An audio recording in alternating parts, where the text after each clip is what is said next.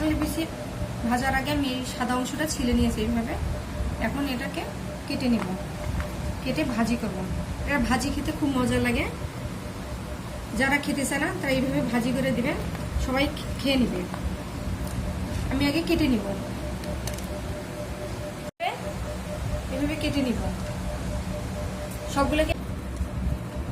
এটাকে ভালো করে ধুয়ে নিব।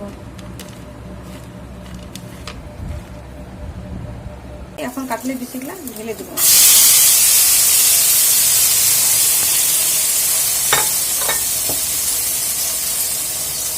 পেঁয়াজ আর রসুন দিয়ে দেব,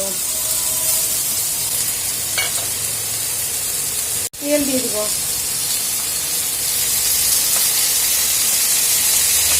লবণ, জিরার গুঁড়া, ধনিয়ার গুঁড়া ভালো করে ভেজে নেব।